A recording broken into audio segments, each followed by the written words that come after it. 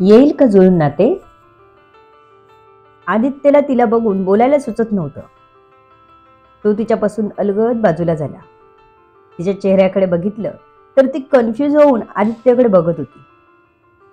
म्हणजे हे काय होतं असं. इथून पुढे आदित्य तिच्याकडे बघून हसला. तसं दिव्याने त्याच्या खांद्यावर चापट मारलं. आता दोघांना आजूबाजूला आपले लोक उभे आहेत हे जाणवलं. त्याने तिच्या हाताला सलाईन लावलेलं बघितलं तसं त्याच्या डोळ्यात एक दुःखाची लकीर उमटली. दिव्या, कशी आहेस तू? तुला बरं वाटतंय का?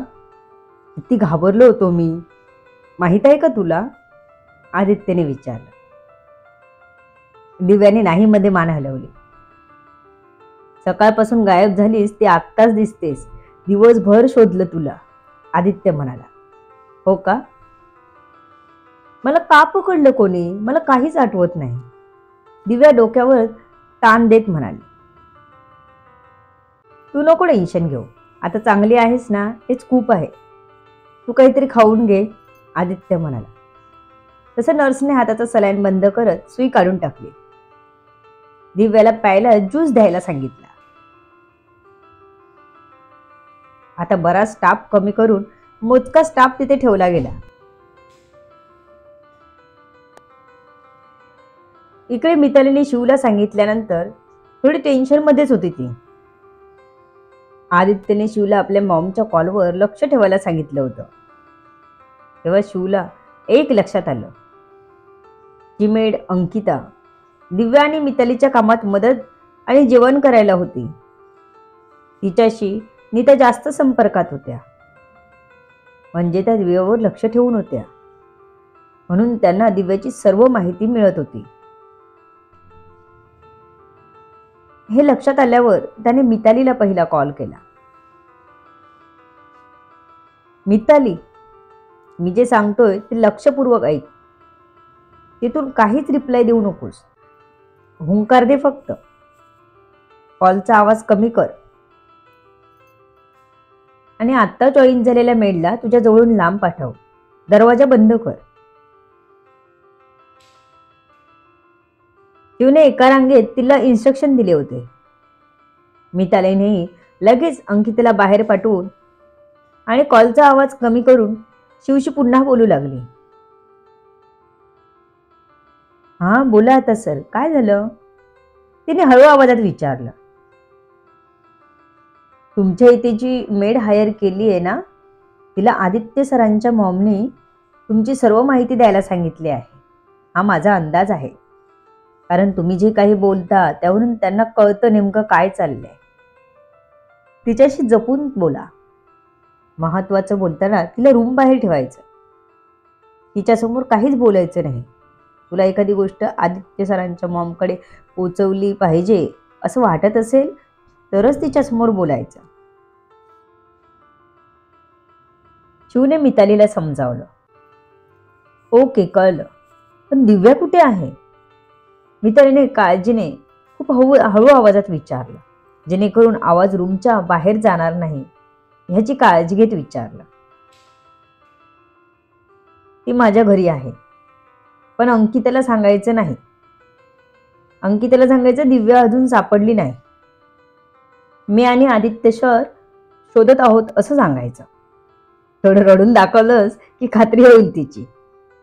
शिव हसत म्हणाला. शिव सर, दिव्या कशी आहे सांगा मला, मितालीने विचारलं. बरी आहे पण बेशुद्ध आहे. डॉक्टर तिला औषध देत आहे. तू काळजी करू नकोस, शिव तिला म्हणाला. ओके. मितालीला दिव्या व्यवस्थित ऐकून बरं वाटलं. अंकिता कधीपासून आत काय बोलतात ते ऐकायला दाराला कान लावून ऐकत होती. मितालीला अंदाज होता.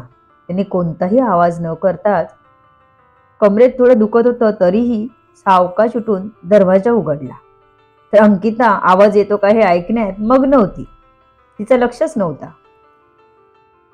अंकिता, तू चोरून ऐकतेस माझं बोलणं? मितालीचा आवाज जवळून आला तशी अंकिता दचकलीच.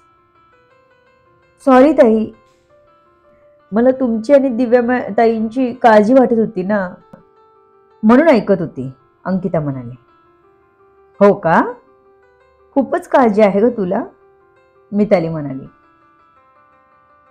हो ताई, अंकिता म्हणाली.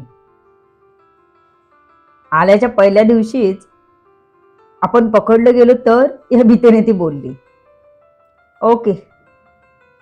एकतर दिव्याचा अजून काहीच पत्ता लागला नाही. शिवसरांना कॉल केला होता, अजूनही त्यांना सापडली नाही.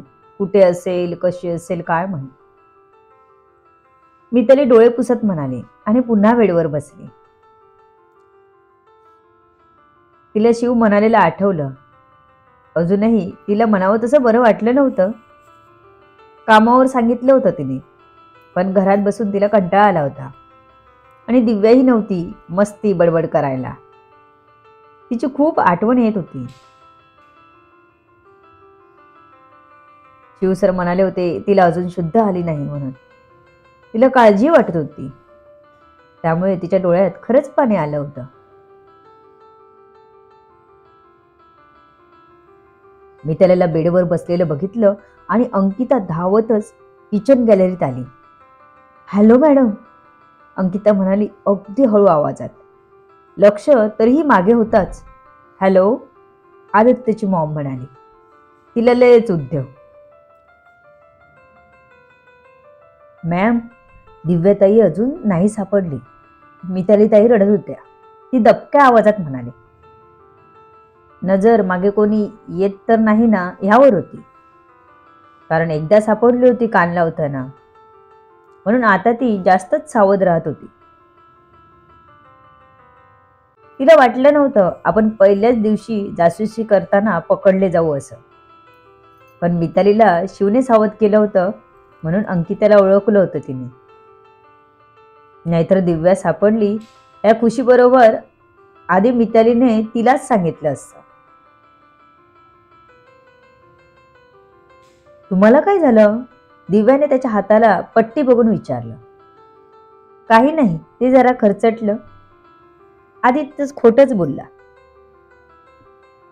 दिव्या मॅडम, तुम्ही सापडत नव्हता तर आदित्य सरांनी खूप टेन्शन घेतलं होतं. त्यात आदित्य सरांच्या मॉमने खूप गडबड केली, त्यामुळे सरांना खूपच त्रास झाला. त्याचं सरांनी टेन्शन घेतलं आणि मग त्यांना ऍडमिट करावं लागलं होतं. शिव म्हणाला तसं दिव्या आदित्यकडे मोठे डोळे करून बघू लागली. खोटं का बोललात? दिव्या त्याला मोठे डोळे करून दाखवत विचारत होती.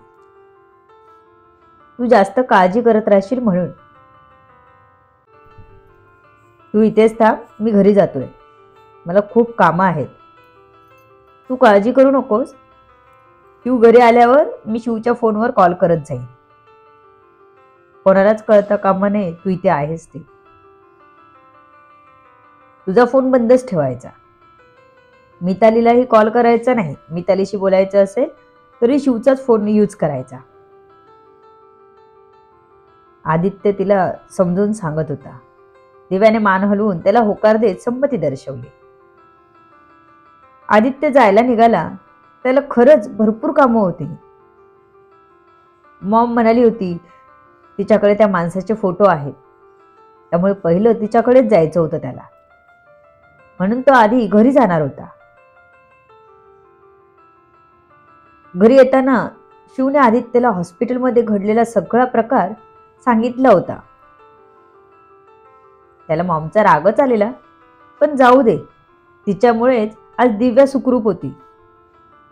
त्या किडनॅपरपेक्षा मॉम परवडली म्हणत त्याने सर्व ऐकून घेतलं होतं.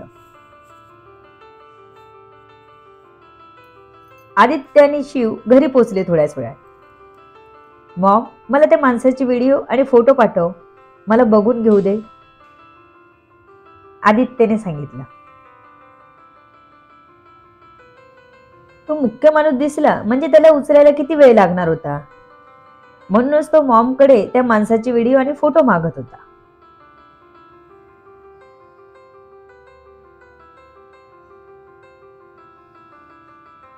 मी मागितलेलं मला नाही दिलंस, तर मी कशाला तुला तू मागितलेलं देऊ? आदित्यची मॉम म्हणाली. शिव बोलला मला, दिव्याला कोणीतरी पुन्हा किडनॅप केले. तुला वाटत नाही का? तुझ्या वचनापेक्षा दिव्याचा जीव महत्वाचा आहे. उद्या तिला काही झालं तर चालणार आहे का तुला? मी तिला सगळीकडे शोधतोय, माहित आहे ना तुला. मग का अशी करतेस? आदित्य तिला तो व्हिडिओ द्यायला उस्कवत होता. त्याचं पूर्ण कामच झालं असतं, इतका तो व्हिडिओ इम्पॉर्टंट होता.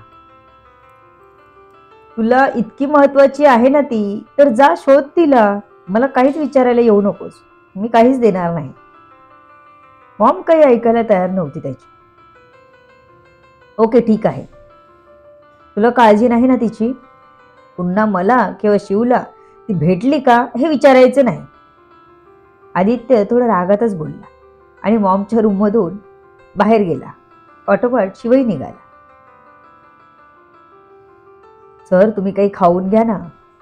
तो घरीच होता तर शिव त्याला खाऊन घ्यायला सांगत होता. शिव मला काहीच नको आहे. तोपर्यंत दिव्या भेटत नाही तोपर्यंत मी काहीच खाणार नाही, आदित्य मोठ्याने म्हणाला. त्याने नोकराला तिथून जाताना बघितलं होतं म्हणून आदित्यने मोठ्याने बोलला होता. शिव समजून गेला काय समजायचं ते. तो नोकर रिपोर्टिंग केल्याशिवाय राहणार नाही हे त्याला माहित होतं.